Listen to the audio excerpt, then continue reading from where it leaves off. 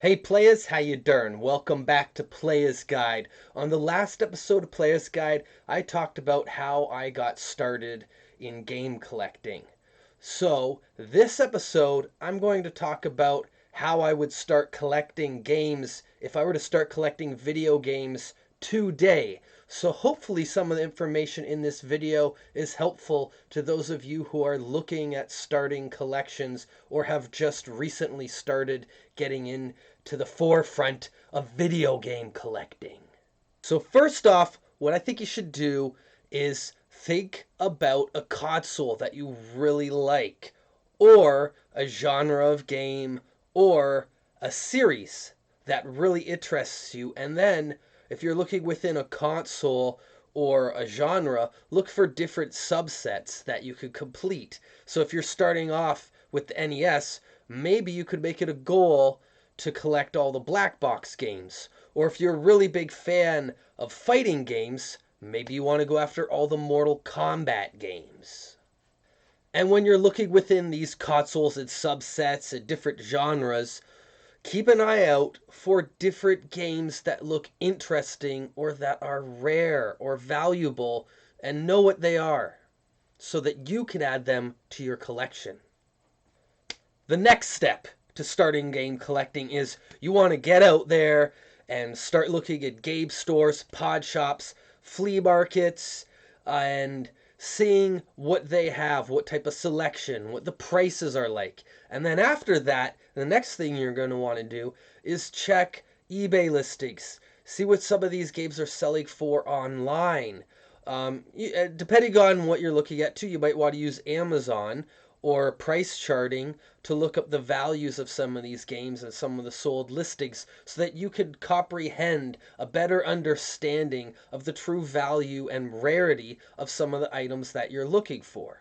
Once you got an idea of the value and rarity of different games that you think you should keep an eye out for or are keeping an eye out for, go around to some yard sales at thrift stores and check your local Kijiji or Craigslist to see if maybe there are some deals out there that you could find and really build that collection faster without spending as much money.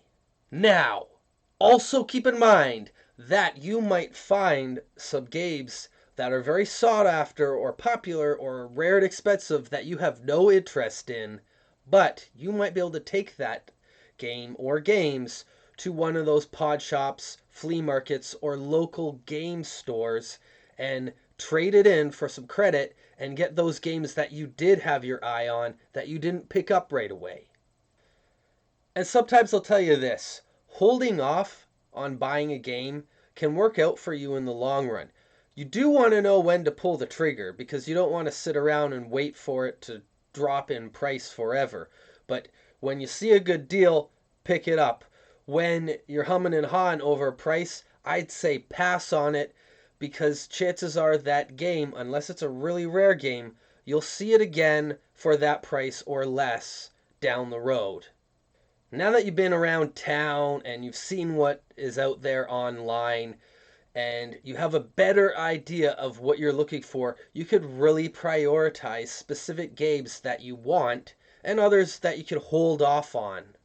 You could use this information now to create a most wanted list or get a collector's app, or you could get a pen and a pad of paper and just keep track of the games that you're after and that you're looking for.